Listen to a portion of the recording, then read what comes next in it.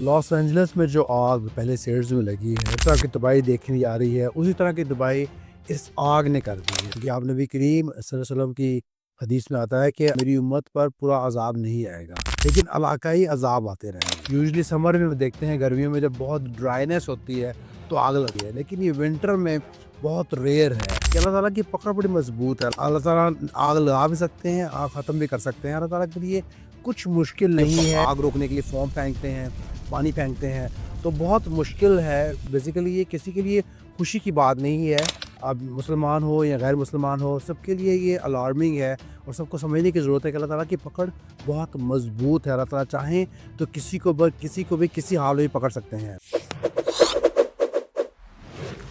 امریکہ میں جو آگ لگی ہے، کیا یہ اللہ تعالیٰ کی طرف سے کوئی عذاب ہے یا پھر کوئی آزمائش ہے؟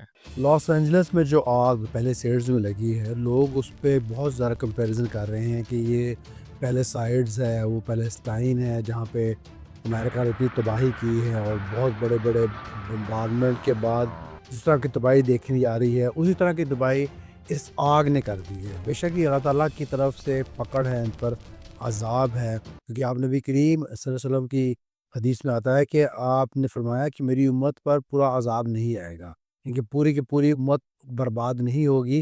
جیسے نوح علیہ السلام نے باقی انبیاء کے عذاب میں برباد تباہ ہوئے ہیں، لیکن علاقائی عذاب آتے رہیں گے، تو یہ بھی علاقائی عذاب ہے، بے شک اللہ تعالیٰ کی طرف سے ہے۔ امریکن پریشان ہے کہ یہ آخرکار آگ کیسے لگی ہے، کیونکہ کچھ سمجھ نہیں آ رہی۔ یوزلی سمر میں دیکھتے ہیں، گرمیوں میں جب بہت ڈرائینس ہوتی ہے تو آگ لگتی ہے، لیکن یہ ونٹر میں بہت ریئر ہے، اور ایک جگہ پر آگ لگتی ہے اس کے بعد کہیں اور لگتی ہے، تو بہت زیادہ کنفیوژن ہے کہ آگ لگی کیسے ہے۔ کوئی کہہ رہا ہے یہ پرندہ لگا رہا ہے، کوئی کچھ کہہ رہا ہے، کوئی کہہ رہا ہے کسی فیکٹری سے نشر تھا۔ اب امریکن نیوز میڈیا کہہ رہے ہیں کہ یہ شیطان کی لگائی ہوئی آگ ہے۔ تو بیسیکلی یہ کنفیوژن ہے، لیکن ہمیں اس کنفیوژن میں جانے کی ضرورت نہیں ہے۔ ہمیں سمجھنے کی ضرورت ہے کہ اللہ تعالیٰ کی پکڑ بڑی مضبوط ہے۔ اللہ تعالیٰ جو چاہتے ہیں کر سکتے ہیں۔